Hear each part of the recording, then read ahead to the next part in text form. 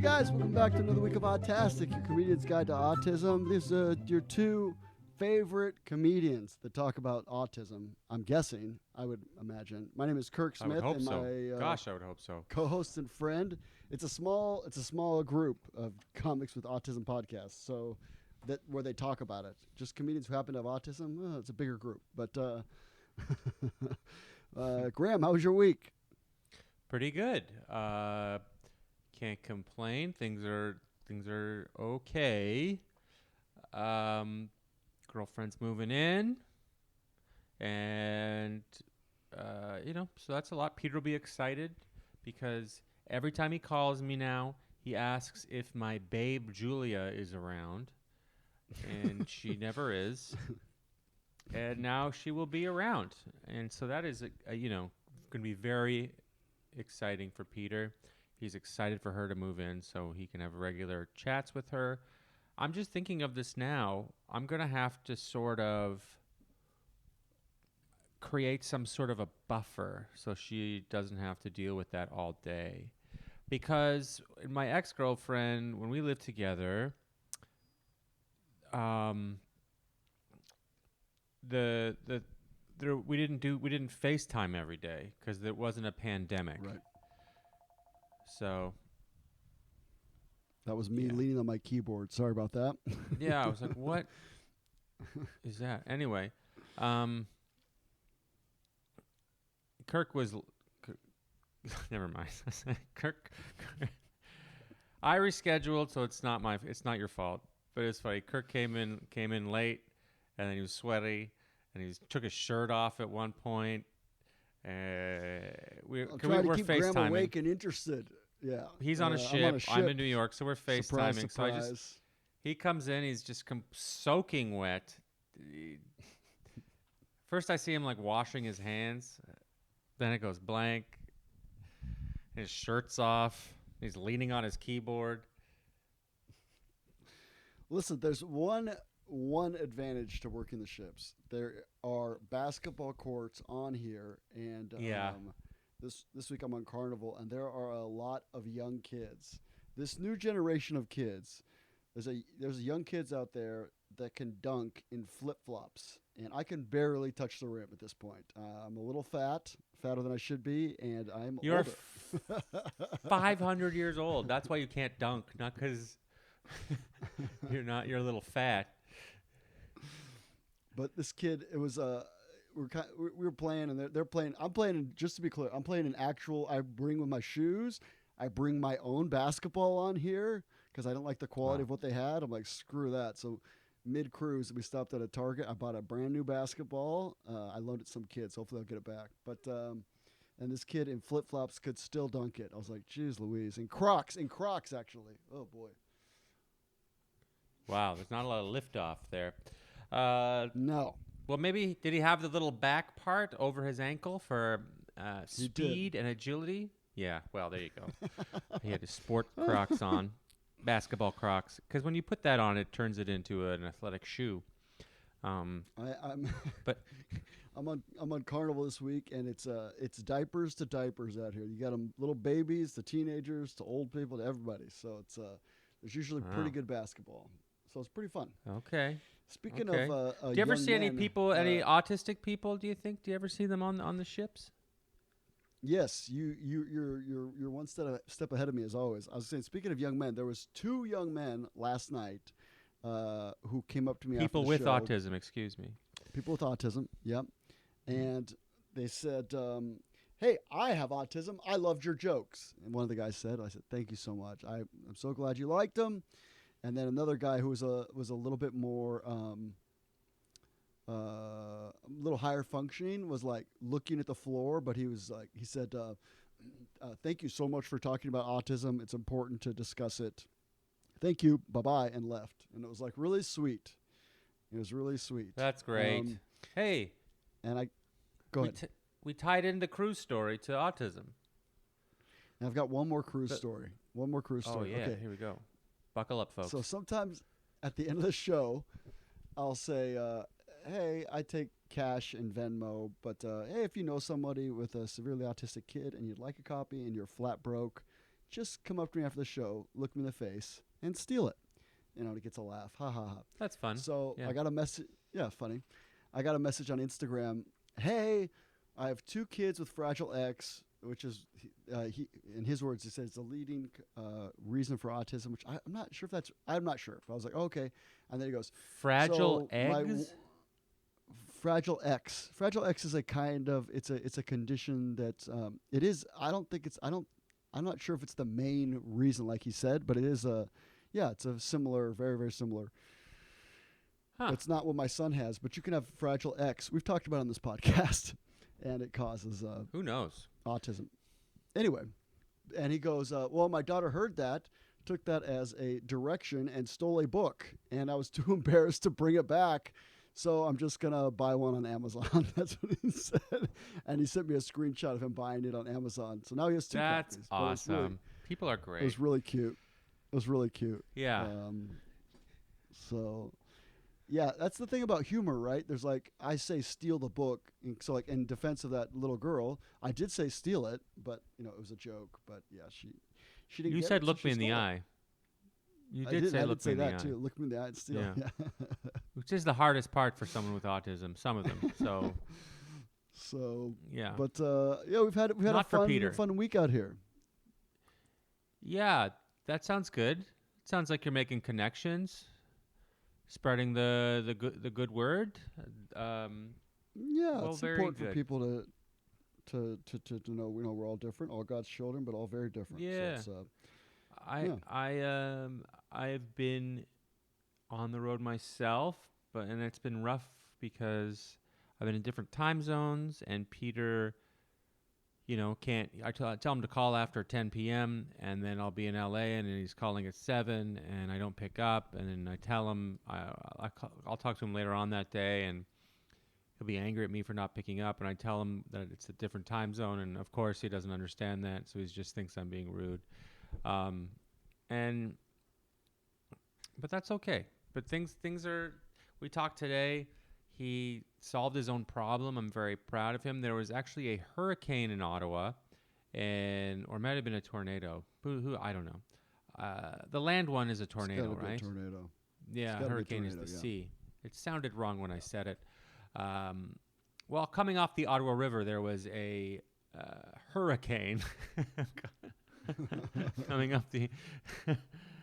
Oh boy. Anyway, so there was a tornado in Ottawa, and actually pretty devastating.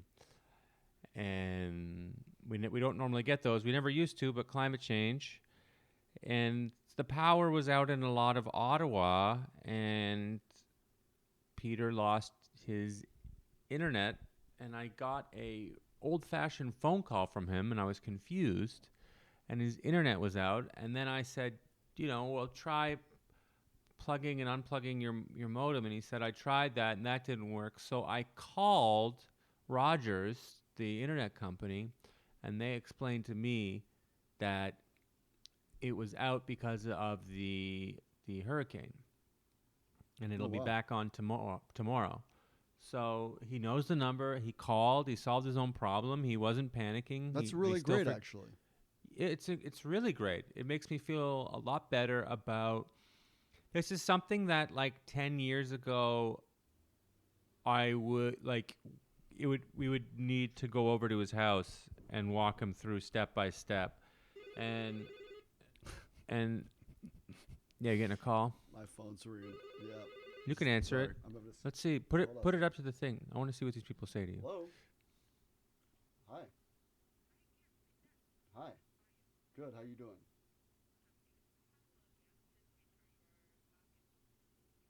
Okay, great. I'll come down there in a little bit. Thank you. Okay. Okay. Bye. Yeah. Update on the basketball. I loaned to another guest. They returned it, and they called me to say they returned it to the front desk. That was the front desk. Anyway, I'm sorry. We can edit this part out. Well, that's Please continue. nice. No, Yes. that's very nice. Hey, kids are nice. Kids I will feel be like okay. I trust people. After the end of Yeah. the show, I honestly tell people, "Hey, if you if you don't have cash, you pay me later." And I do give out some books, and some people do stiff me, but that's like, I don't know. I just feel like it doesn't. Life's short. Who cares? So I gave the kid the ball. Yeah, I'm yeah, like, yeah. he'll They're- return they're it, not- or he won't. and then I'll get another ball. They just forget. Yeah. That's nice. And and you're gonna see him again on the cruise, and you can throw him off the side, or He can have an accident. Perfect. he can have an accident. Sure. They'll Listen, never find you. I'm able to that give. Black Abyss. I'm able to give people accidents on the basketball court. I don't need to throw them overboard. We can have plenty of accidents on the court. If you've played with me, you know why that's funny. Yep, you're a lunatic. You're not well, but that's okay. I love you. So Anyway, so it gave me Peter doing that, solving his own problem, gave me a lot of encouragement with regards to when my parents can no longer take care of him or check in on him, that I could do that via New York or LA or wherever I'm living. I could take care of him via the phone, and I would probably visit Ottawa a lot more than I do now, but I could still manage. You know what I mean? Yeah, I think just the understanding utilities was like, that's got to be a big one for him. Yeah, that's a big one. Yeah. So how's JJ doing? Good. We had a call today. We've been pretty good on the consistencies of the calls. We had a nice one today. It is funny, the personalities of each of the caregivers, because some of them will like stick their head in the frame. They'll be like, hey, he's having a good day. And then some of them, I'll get a call from JJ. It's from his Facebook and his Facebook video, whatever it's called. I accept. It's him sitting up, upright looking at me. And then I'll be like, hey, how you doing? Did you have a good day? Did you go for a walk today? And he's, sometimes he doesn't answer. Did you go for a drive? No answer. And then I'll be like, did you guys take him for a walk? And sometimes, I don't know if it's a language barrier or what, but they don't answer. So it seems like it's just him calling me and then refusing to answer any of my questions. Yeah. But it's still it's still always nice to see him. And he was wearing the tie-dyes that we made this summer. That's cool. It's always nice. I'm trying to the whole, like you were talking about when something happens to your parents, like and it taking a village. I'm trying to plan something late summer with my mom and to go see him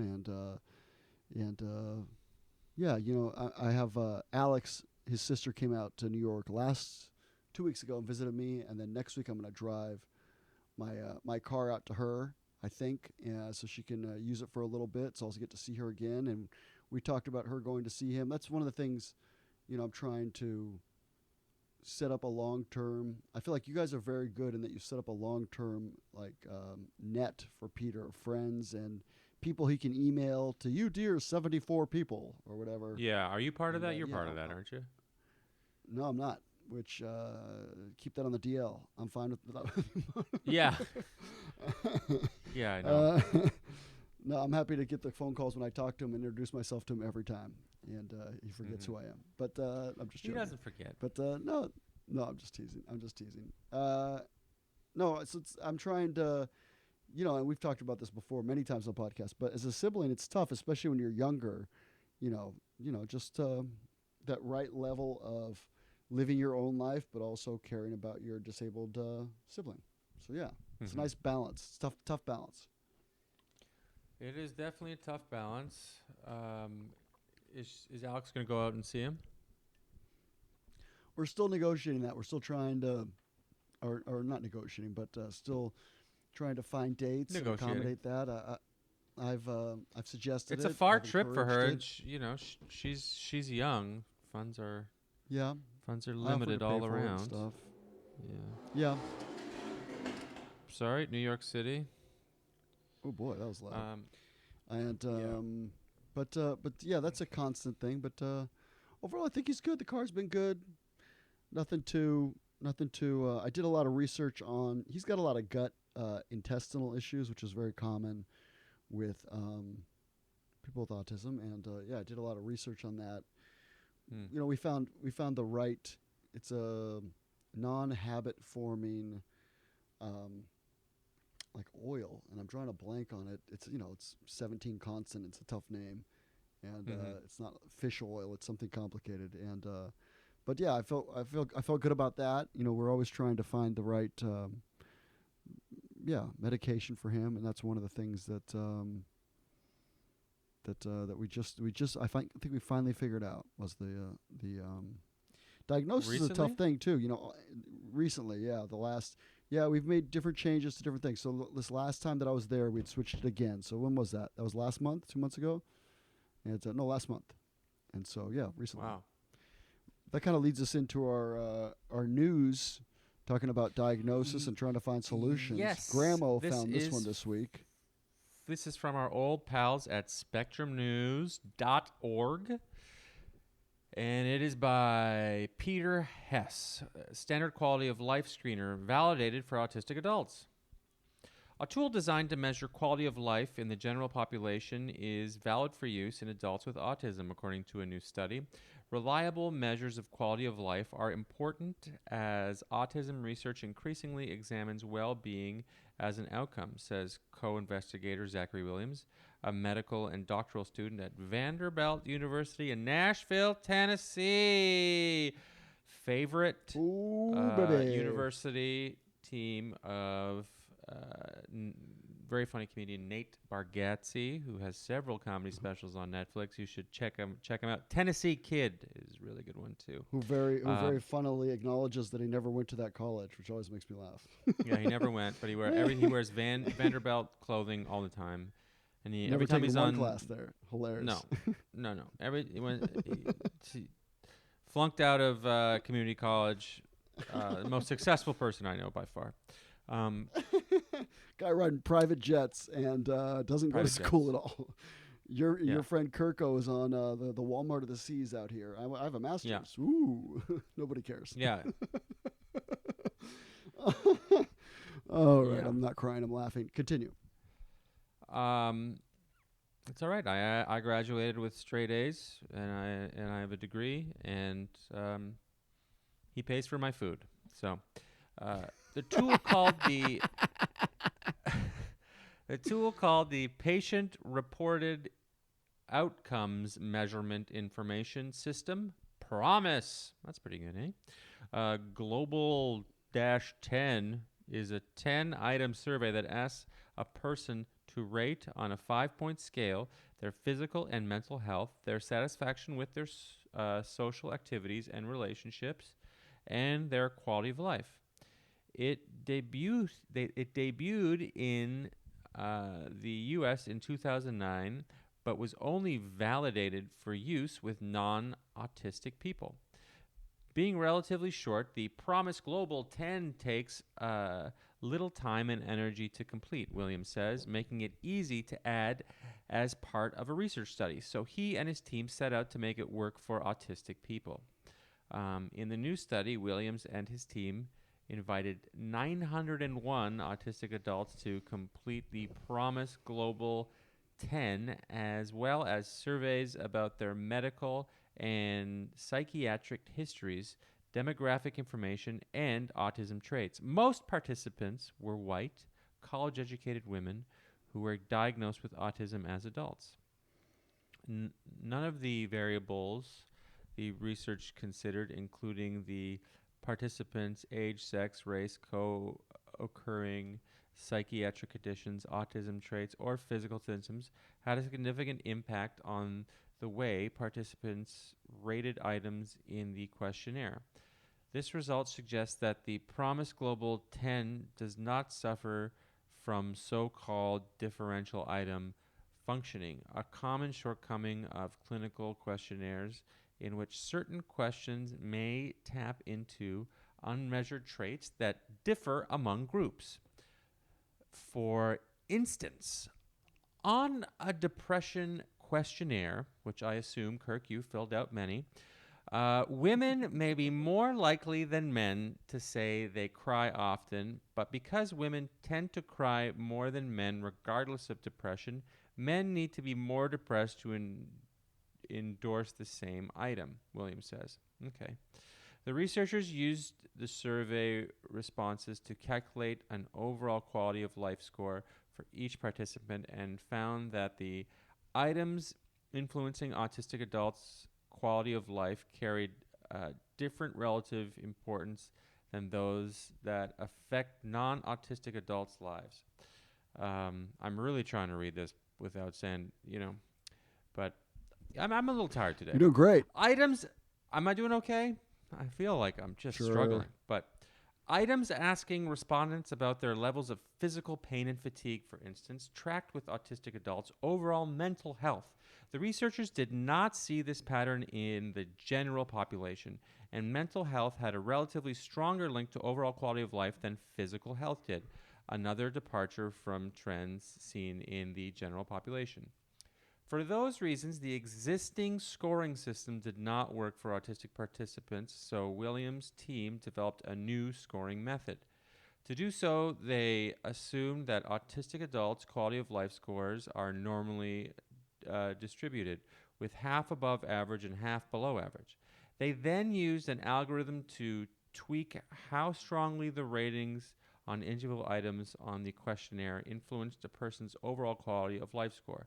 That calculated how well each item tracked with someone's underlying mental or physical health until a model fit the participants' data on those two factors.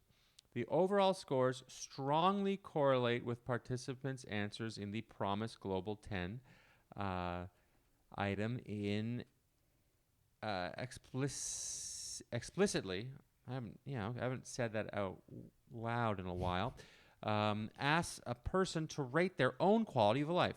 The team found these scores also correlated with participants' physical, emotional, and psychiatric health as measured by additional clinical questionnaires. The findings suggest that the calculated quality of life scores accurately reflect the factors influencing an autistic adult's well-being. Other research can access a free, publicly available score calculator for the questionnaire that can convert a participant score, or an entire database of participant scores to a raw score of percentile score. I have no idea what that sentence is talking about. Part of the strength of the PROMIS Global 10, Williams says, is that it does not rely on non-autistic adults' habits and norms. For instance, rather than rating the quality of a person's social life according to how many friends they have, it asks how satisfied the person is with their social activities and relationships. Williams and a collaborator are deploying the PROMIS Global 10 in a research study to explore the factors that predict changes in autistic adults' subjective health and well-being over time. Well, Kirk, before I ask you what do you think, let me read that second last paragraph again. And tell me if you can make heads or tails of it, because I'm about to fall over with an aneurysm. This is what it said. Other researchers can access a free, publicly available score calculator for the questionnaire that can convert our participant score or an entire database of participant scores to a raw score or percentile score.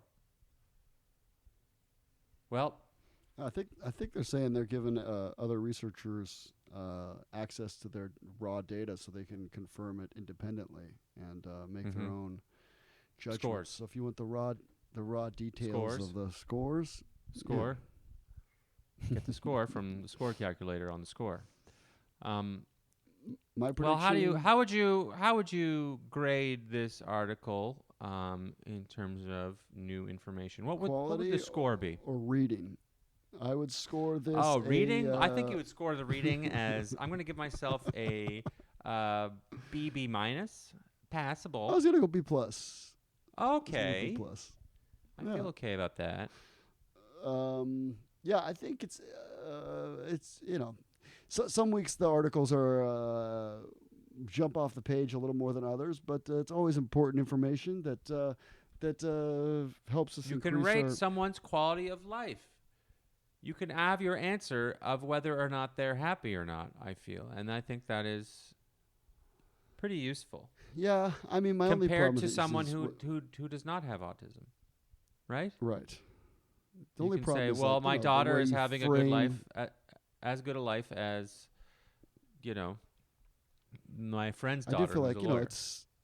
it's tough where it depends how you frame the questions, right? Because there's, what's the expression? There's lies, there's damn lies, and then there's statistics. So It depends how you frame the question. But in general, yes, it's important. The more information we have, the better. The fact that they made all the raw data available is excellent. And onwards and upwards. I like it. That's my review. Okay. That's the review. Well, That's my Kirk, Yelp review. what's coming catch up? Do me we do another podcast? We did it the first week of June. This next week, starting Saturday, I will be in New York City. Yahoo! For a whole For week. the first time in 3 years, even though you have an apartment. Just kidding. And that's great. I'm excited about that. I will have a couple shows. If you're in the New York City area, come out and see me. As always, you can check out my books online. In the process of releasing a new album. Keep your ears peeled for that. Grandma, what do you got going on, buddy? A new album. Oh, that's right. You showed me the cover art. I'm excited to see it, to listen to it. Guys, on June 2nd, 3rd, and 4th, I am going to be headlining the Comedy Nest in beautiful Montreal, Canada. Comedy Nest, Montreal, Canada, Montreal, Mount Royal. Come check me out. You can find tickets on my website, grahamkate.com, or Google the Comedy Nest Montreal. It's going to be a great bunch of shows. If you are in the Ottawa, Quebec surrounding area, I'm going to be on tour with Nate Bargatze again. I'm going to be in Winnipeg, Manitoba, Edmonton, Alberta, Calgary, Alberta, Regina, Saskatchewan, which is a real place. And that is going to be June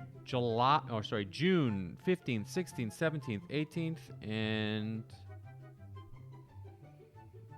19th. So come check me out. It's going to be a lot of fun, guys. So a lot of Canada shows coming up, basically. And as always, I've plugged this a couple times. These will be the last plugs. I know it's a lot. I can hear all of you guys listening get bored. But it's important that you know that I'm going to be headlining the Looney Bin in Tulsa, Oklahoma, first weekend of August, 4, 5, 6, and then the Looney Bin in Oklahoma City on the 11th, 12th, and 13th. So back-to-back week, first 2 weekends of August, I'm going to be in the lovely state of Oklahoma. That's it. That's it for me, guys. Have a great week. You can do it.